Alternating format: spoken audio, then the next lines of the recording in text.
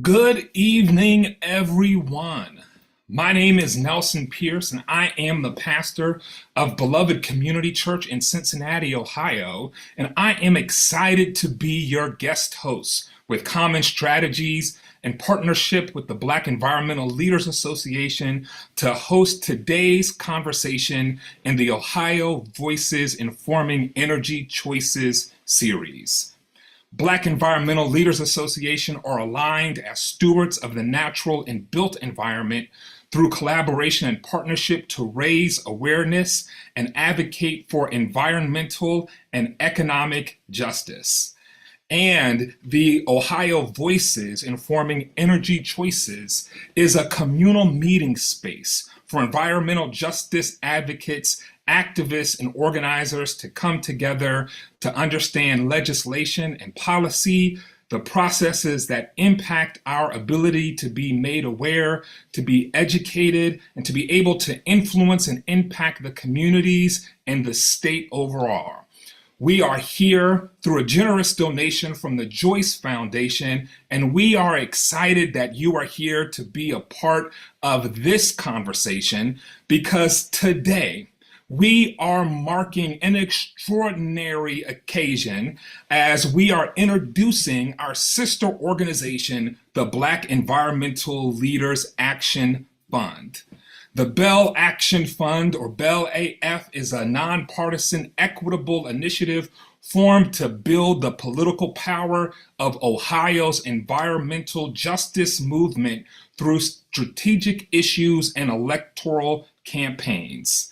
Founded in 2021, BEL AF partners with communities, local government entities, foundations, multiple sectors, and public health agencies to bring research, practice, strategy, and analysis to the pressing energy, health, and climate equity concerns of the day.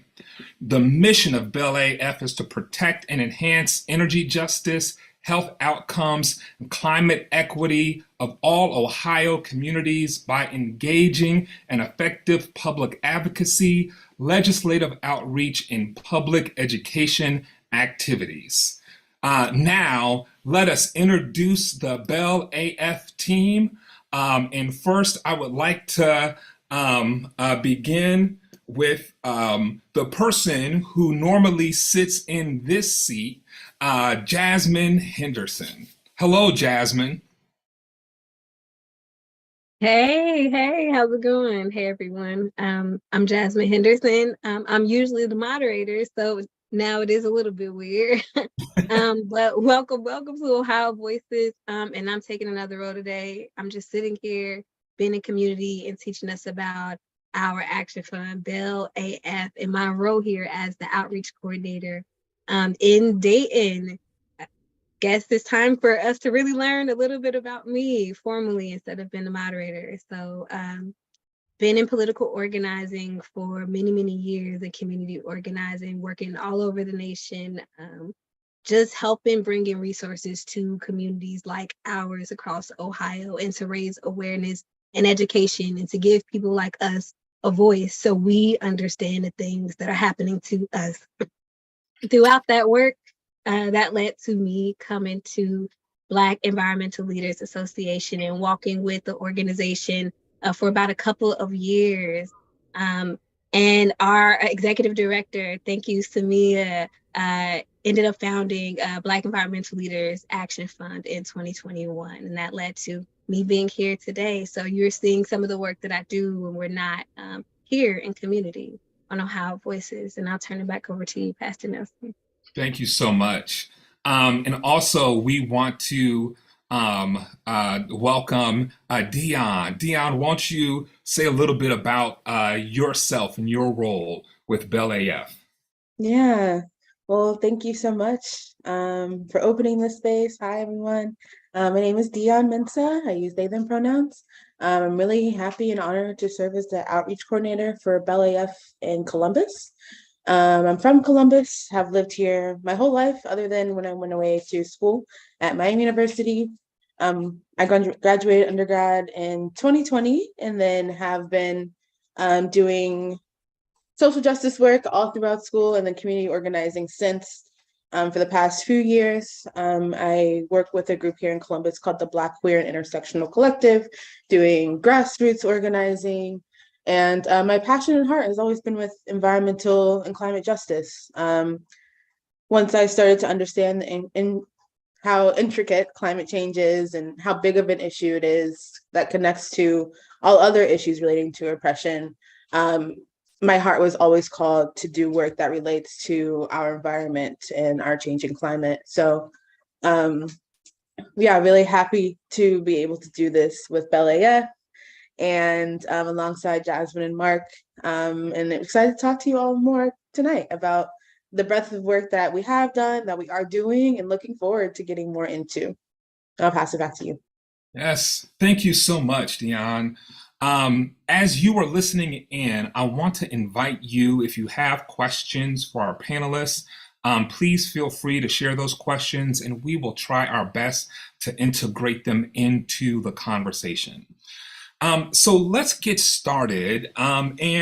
By way of introduction, I would like to ask what specific policies and initiatives is BEL AF advocating for to address the environmental justice issues that are impacting Black communities across Ohio?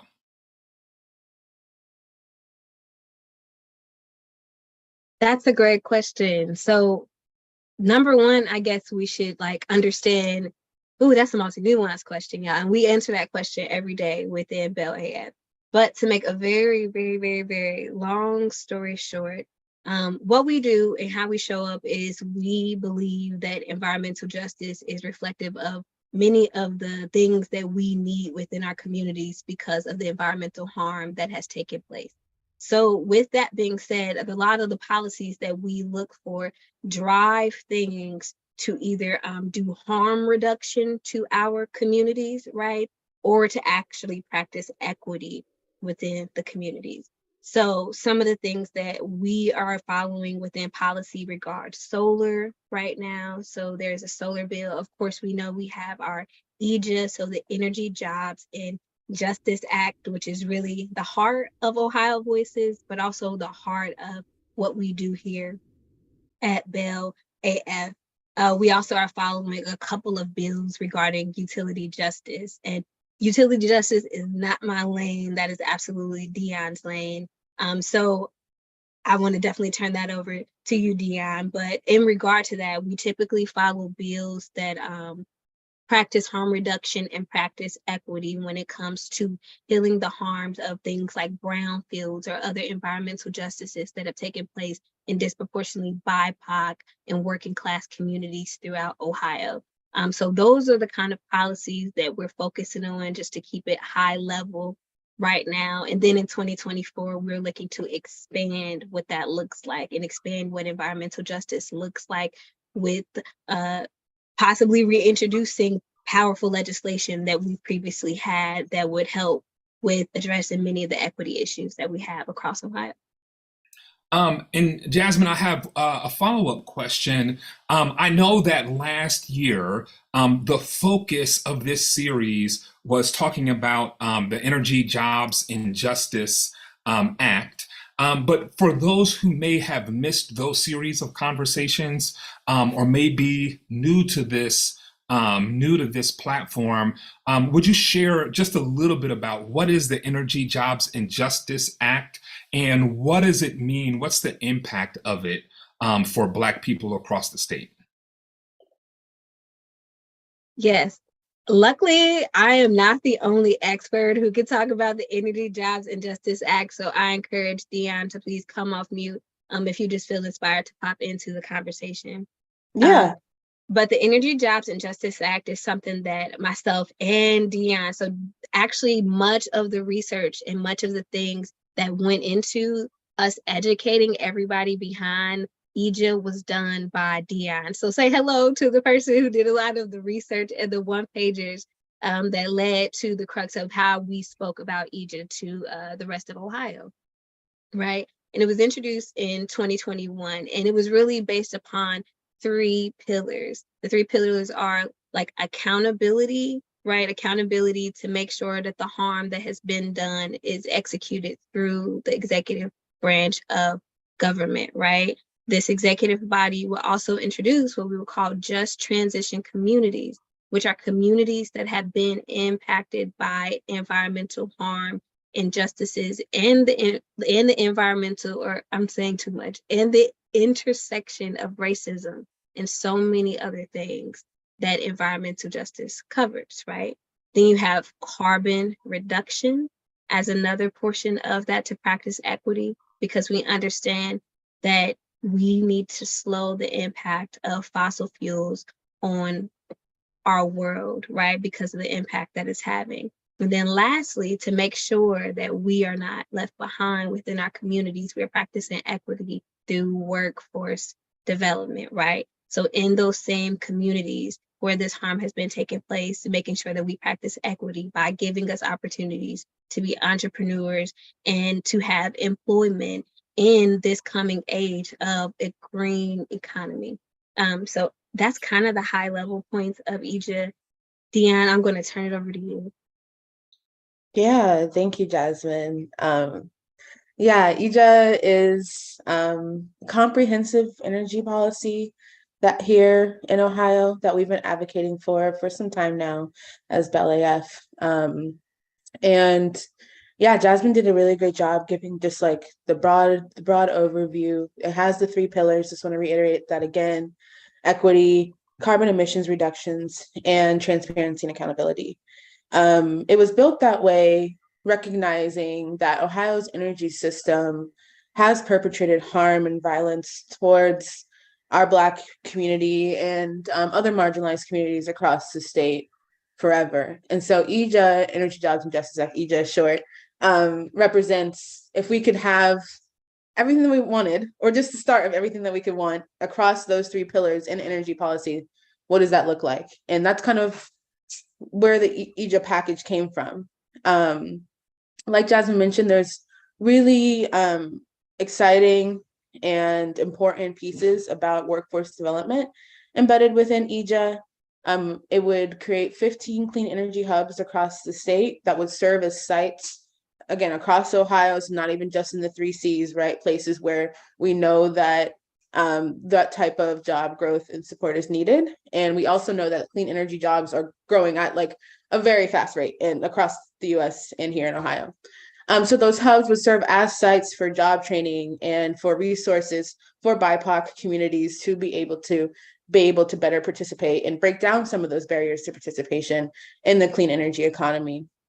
A number of the programs specifically are targeted at people who are formerly incarcerated, providing resources for people to get support with transportation and childcare to even make it to a job training program, right? So EJA takes that comprehensive approach to not only really push Ohio to where we need to be when it comes to our energy policy, but doing it in a way that supports a just transition. And what we mean by a just transition is, as we work to combat climate change and the worst impacts that we know disproportionately impact Black folks and people who are lower income and people who are disabled, we know that we have a really important opportunity in this moment to transition away from fossil fuels that are driving climate change, to transition away in a way that, like Jasmine was mentioning earlier, rectifies these historical harms and really puts us to expanding access to clean energy and the benefits, like the jobs, right, that come with transitioning to clean energy, again, in a way that's just, it gets to the root of the issues with our energy system, and not only just uplifts transitioning to the clean energy economy in future, but making sure that everyone can benefit, that everyone can access clean energy. And that's why we advocate for things such as community solar, like Jasmine already mentioned. We think it's important that the same people don't still keep benefiting, and that we have measures in place statewide that put benchmarks in place so that we're reducing our emissions. Ohio alone has more fossil fuel emissions than a lot of countries, like across the globe, right? And so EJA has a piece that would call for carbon-free Ohio by 2050 with benchmarks along the way. So it's a long way of just saying that we really advocate for a just transition here at BEL, and EJA is just one of the ways that we do that. Yeah, that's awesome. I want to highlight um, the the importance, particularly of the workforce development as a part of this, because the number of times that Black people have fought for social justice changes and social justice reforms, and the benefits that have come along with those reforms have not come to us. And so other people have gotten economic prosperity, or other people have gotten jobs, or other people have gotten contracts because of injustice that has been done to Black people. It is the ways in which the system, if left alone, a double attacks Black people. But the brilliance in what this has done is not only does it solve a problem that is disproportionately impacting Black people, but it is doing so in a way that provides economic opportunity for Black people, not just now, but for the foreseeable future. That's so amazing. Um, Dion, I want to come back to you because Jasmine introduced to us the concept of utility justice. And so I would like to invite you to explain to us what is utility justice and what is the significance of it in this broader landscape of environmental justice? Yeah, that's a great question. And I think in order to define utility justice, we have to then, I want to like take it up a level and then have us think about like environmental justice and that movement that like more formally kicked off in the US in like the 70s and 80s, again, being Black led.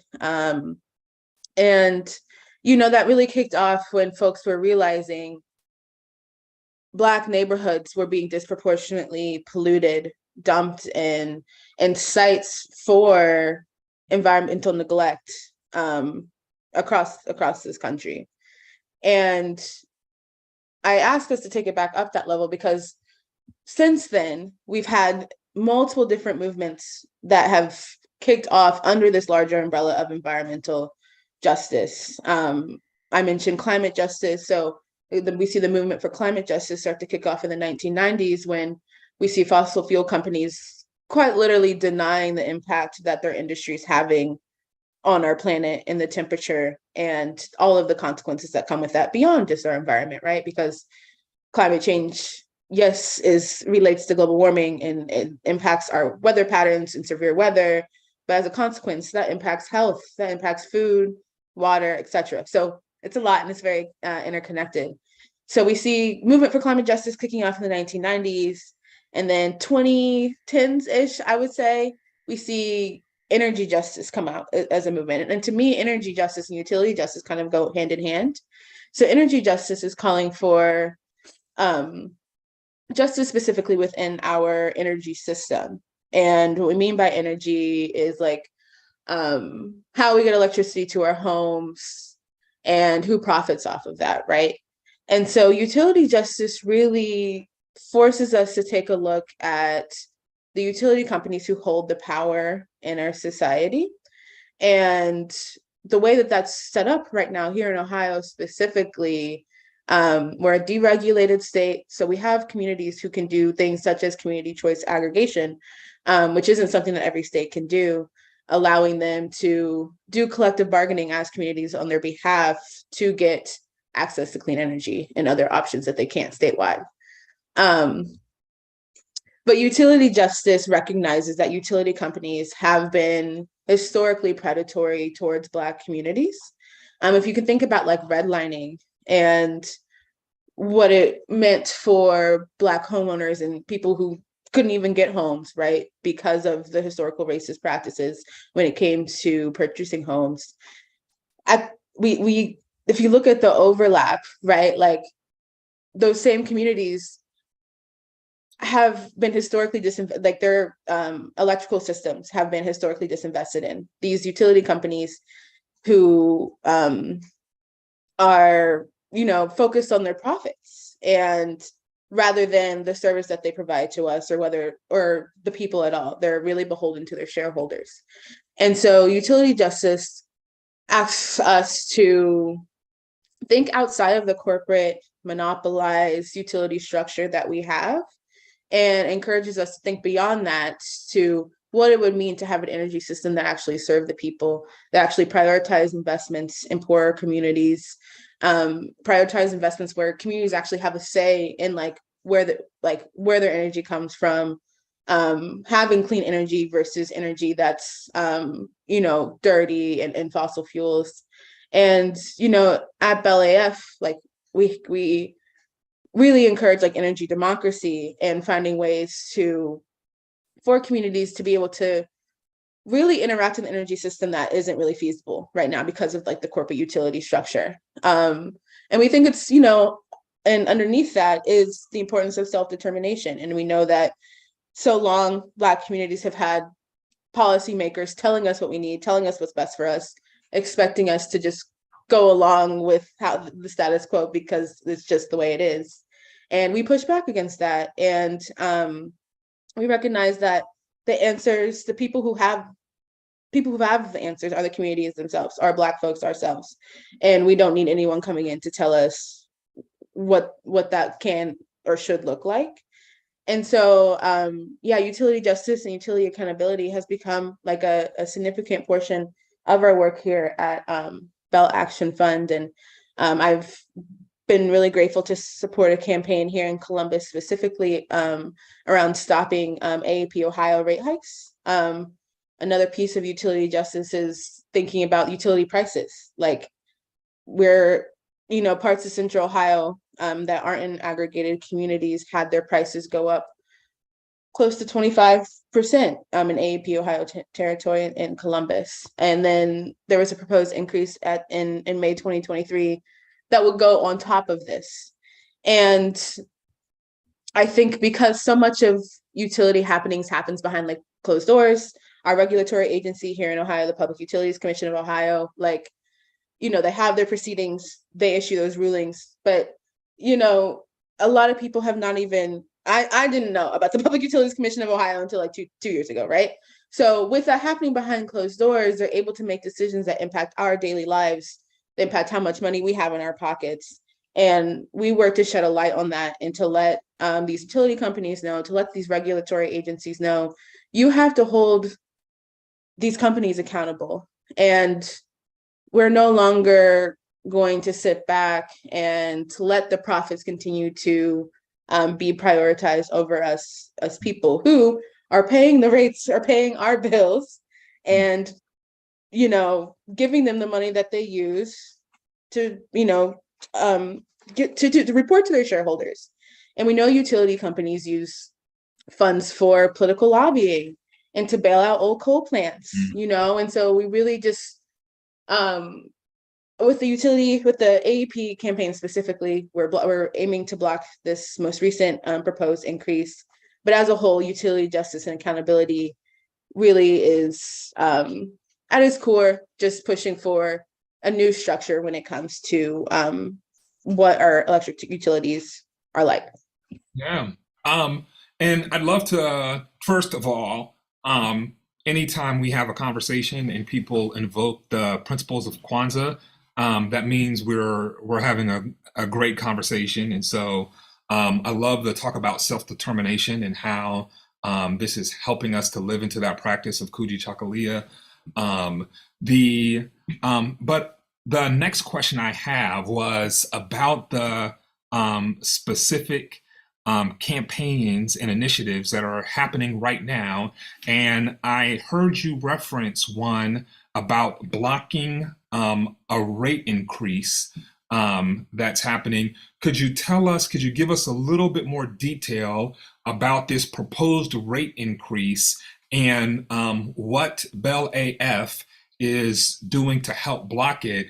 And for people who might want to find a way to get involved, how might they be a part of that process? Yeah, absolutely. So like I mentioned, advocacy around this specific rate increase first kicked off around May of this year. AEP Ohio put in an electric security plan case, a request before the Public Utilities Commission of Ohio that would have, the original request would have increased prices by around almost, like, I think like 13.9% over 6 years, which is, like, again, significant at a time of rising inflation, rising rent, food is up, you know what I'm saying? Like we don't have that increase to do. So since then, we've been working, BEL has been working alongside a number of environmental and just general social justice organizations across the state, including Columbus Stand Up, Ohio Sierra Club, 350.org, Ohio Youth for Climate Justice, Ohio Working Families Party, to Action for the Climate Emergency, to call attention to this egregious rate hike and encourage AEP to look at its bottom line and look at how much it's really bringing in before trying to shift costs onto us as ratepayers. We also are just a year out from AEP blackouts here in Central Ohio, where Black communities across Central Ohio were left without power during some of the hottest days of the year. And we never saw really any accountability for that as well. So again, when it comes to historical disinvestment, when it comes to our grid, you know, we need those benefits to be coming to the people who are hurt the most from the lack of infrastructure. We need, you know, these utility companies to commit to using their shareholder money to blocking shutoffs, you know. And so since then, since May, we've testified at some PUCO proceedings. We've launched a petition that's still open, that people can still sign. We've collected over 1,000 signatures from folks who are encouraging, who also want this rate hike to not go through. We've hosted a number of community meetings, and just at the end of August, we had a rally outside of AEP headquarters, which is actually here in Columbus, demanding that they stop the rate hikes. And so in terms of ways to get involved, people can learn more about the rate increase by visiting stopaprate-hikes.com. At the start of September 2023, AEP actually amended its original request. So we actually have already seen, because in part due to our advocacy, a lower increase that they're proposing now. So they're now proposing an increase of around like 4.5% over 4 years, compared to that 13% over 6 years. But for us, our work doesn't stop. You know, we don't want any rate hikes at all. And so we'll be doing actually another rally on the 10th that we love to invite folks to at 9:30 a.m. outside of the Public Utilities Commission of Ohio. The 10th will actually be the start of the next set of hearings that they're doing on this new request. And so again, we're just going to be outside letting folks know we're not okay with this, no more rate hikes. And specifically, you know, in being at the PUCO, it's their job to hold these utility companies accountable. They need to take that on more seriously. And it's their job to work for the people. And so they need to be responding to these egregious rate hikes by blocking them altogether. So that's a little bit about the campaign. StopAEPRateHikes.com has like a bit more of like the nitty gritty of more about AEP, but more about the case as well. And just in case there's somebody who really wants to go to that website and they're a little slow on the draw, and they're getting their pen ready to write it down, or they're grabbing their phone so they can type it in their browser and look it up right now. Could you give us the website one more time? Yeah, of course. So it is stopaepratehikes.com. And I'll have a great microsite, explains all about the campaign and really just why we want the PUCO to check AEP Ohio's greed. And when they go to the website, if they want to sign the petition, can they sign the petition there on the website? Yes, it will be front and center. The first thing you see on the site, you'll be able to sign. Very good. So go to the website, sign the petition so that we can stop these rate hikes here in Ohio. And then just in case somebody is trying to schedule in their calendar to come and join you for the rally, could you give us the date and the time of the rally one more time? Yeah, absolutely. That'll be Tuesday, October 10th at 9:30 a.m.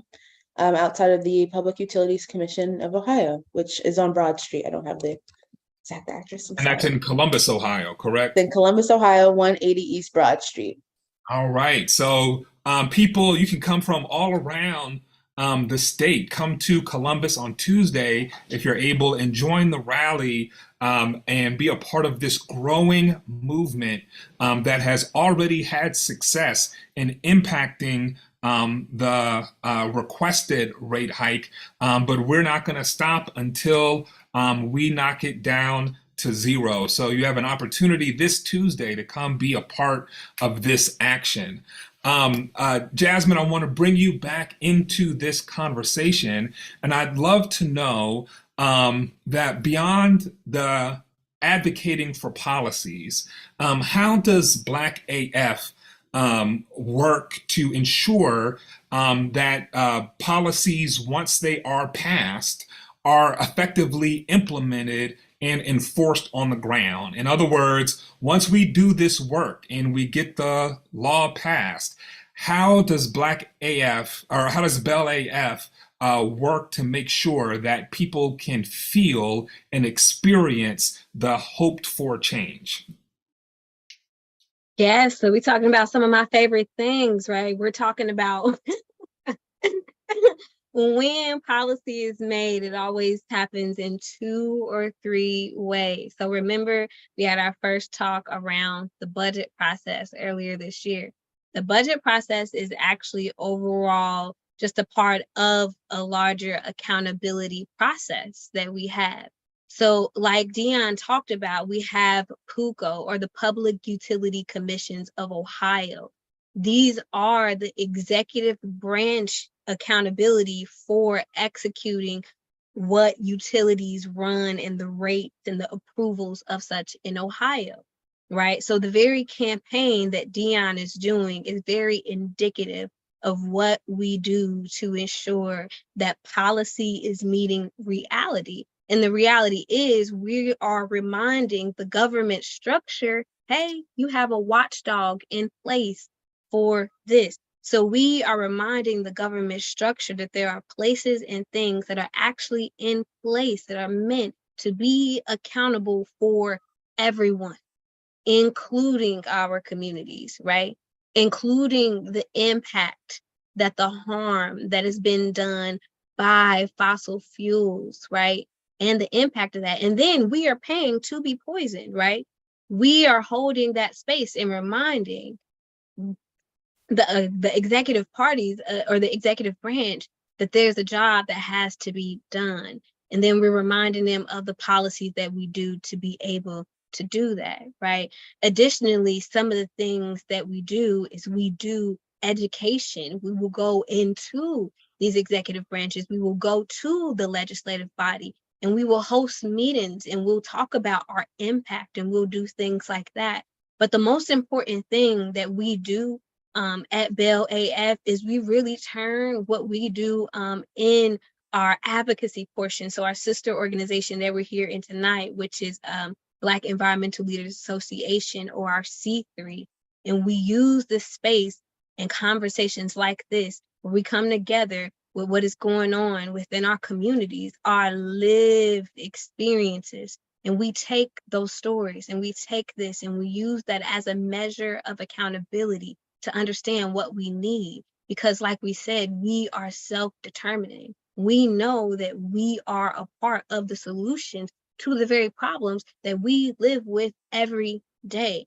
So we know those things intimately, right? When we go and we host education sessions and we tell people in the legislature, right, whom we elect. And also we tell people in the executive branch of a government, right, which falls up under the governor.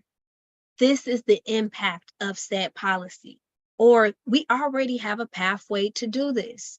Why don't we just do it? So we hold a unique space with regard to our own self-determination, where we take our lived experiences and then we look and see if that lived experience that we have already has a measure of accountability already in the books, already on the Constitution, or we go and we work with legislators to create that policy, right? And to create that level of accountability and advocacy to represent what harm reduction and what equity looks like for us, right? Because that is what environmental justice is all about. And at the end of the day, that's the heart of what we do, taking our stories and creating policies that is reflective of our lives, because our lives are important too.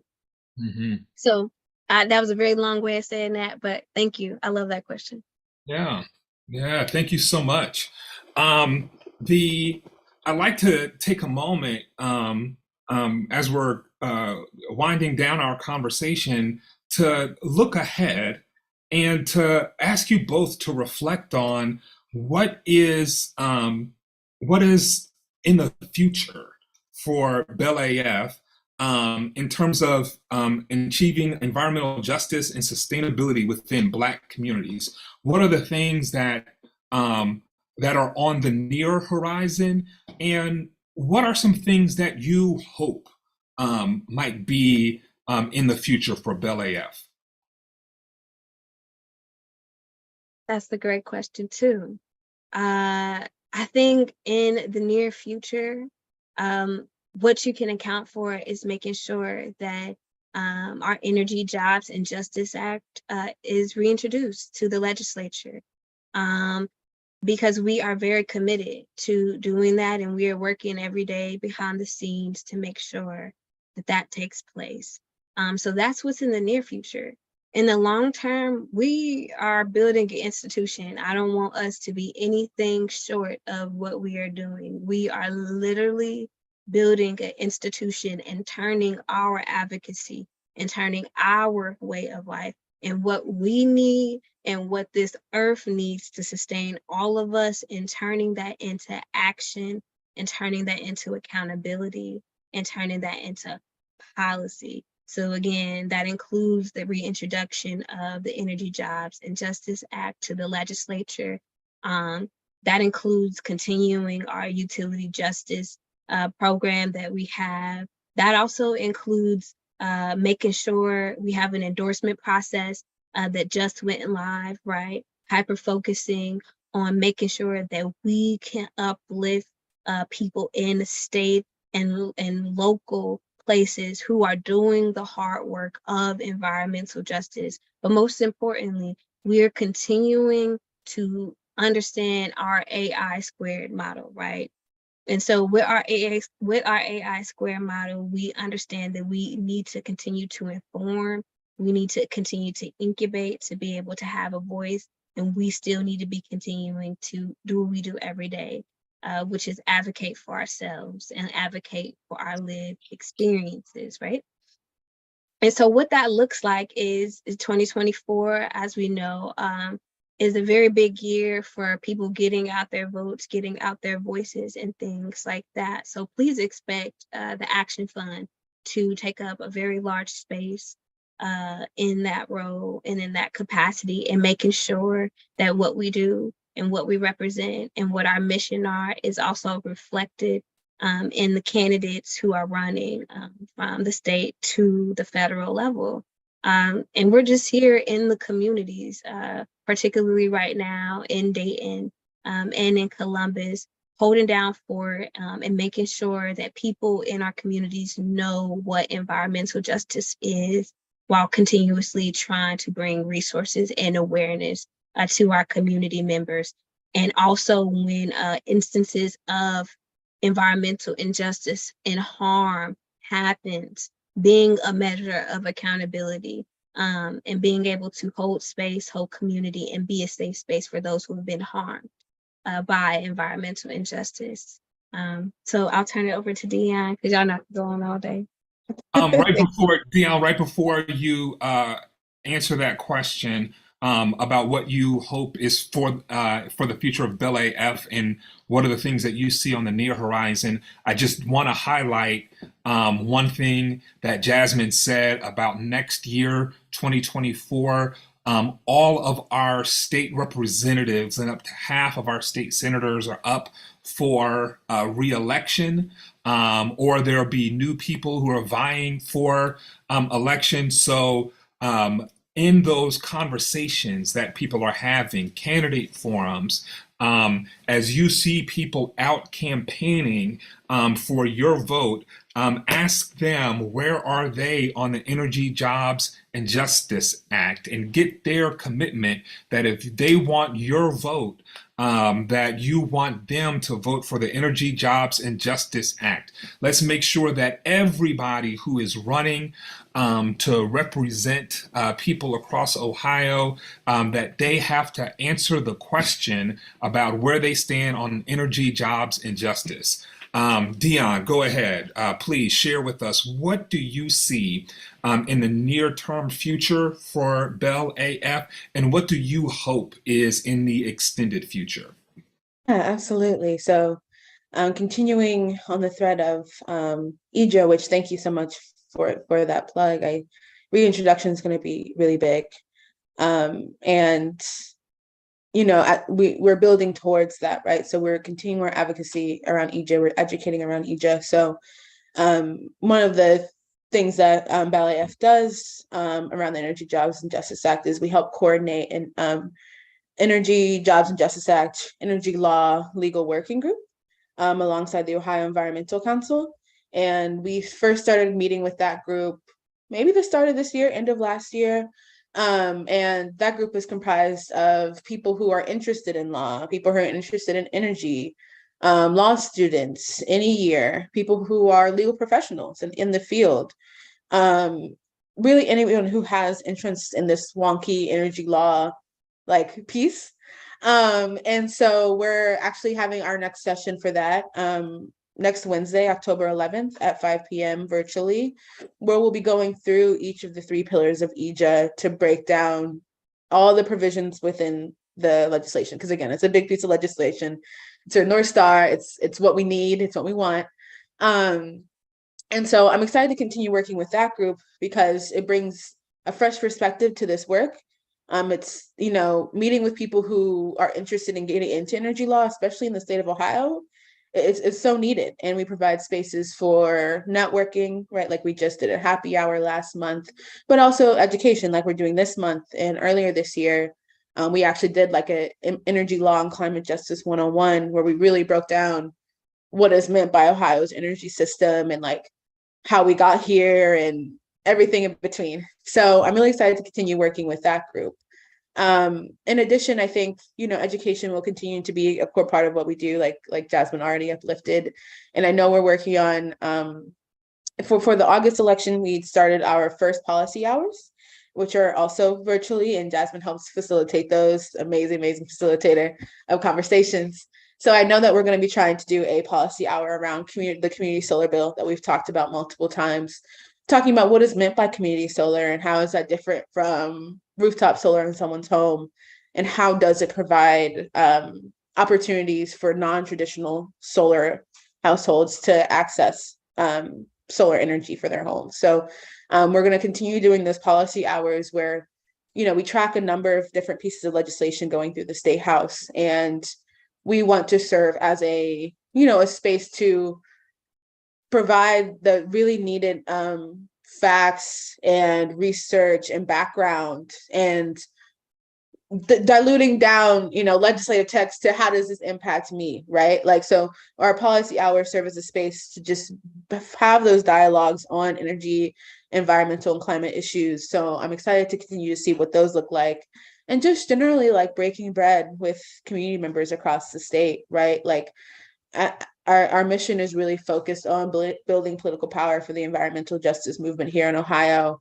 And we know that the environmental movement has, at least like the dominant, what we see in the media type environmental movement, has been largely white, led by white-led organizations. And so BEL AF serves as a space where you get to see marginalized folks in this movement, right? Because we know that we're on the front lines of being the most impacted. We know that it's our people who have historically led the way.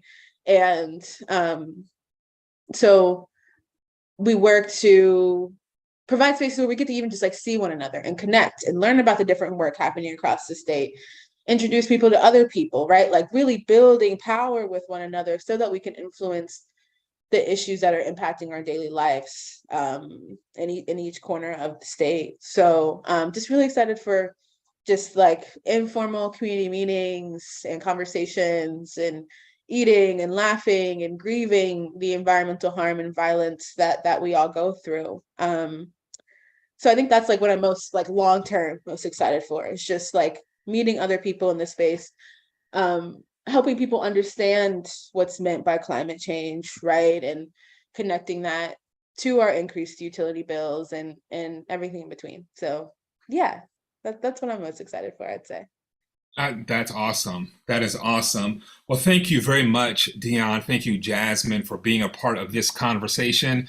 I am sorry, everybody, that we couldn't get to your questions, but as you heard, the conversation we had was just so rich and so in depth that I got caught up in my own questions and didn't get a chance to get to yours. But hopefully, you will plug in and find out more about what BEL AF is doing, and you will be a part of the great work that is happening. And to that end, Dion, if somebody wants to find out more information about BEL AF or the events that are happening, how can they go? Where can they go to find more information? Yeah, absolutely. So we have a Facebook, Instagram, and Twitter. All of the handles, I think Facebook is just like Black Environmental Leaders Action Fund. And then both Instagram and Twitter are BEL. Yep, there you go. Underscore Action Fund. So you can find us on there. That's where we post about what's going on, like our events, what we're looking at, but also our partner events, other things that are just on our radar. We also have a link tree, which I think is linked in our Instagram bio, and that'll show all the different things that we've worked on so far. Our official website will be launching within like the next week. So you'll see the link for that in our link tree, in addition to everything else that we've been working on, like testimonies at the State House, different op-eds that we've submitted, our community meetings that we recorded, and more. So please plug in. You can reach Jasmine or myself. My email is dion@belactionfund.org. Jasmine's is the same, Jasmine at belactionfund.org. We're really accessible and just like excited to talk about this and to grow BEL AF with you all. Yeah, did I miss anything, Jasmine? No, we're like Dion said, we're really accessible. Even messages on any of those platforms, and we will reply. And that was cool. This was awesome.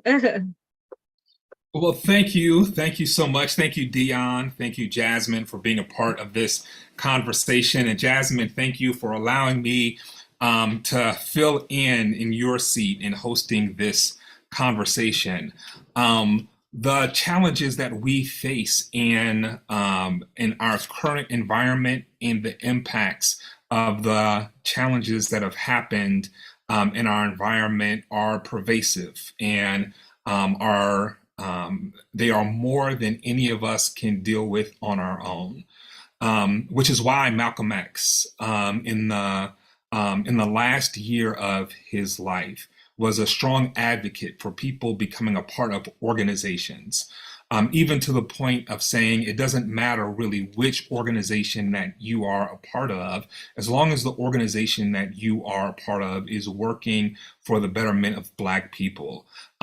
Because the things that we are unable to keep tabs on, to keep track of, to wrap our minds around as individuals, the organization helps us to do that.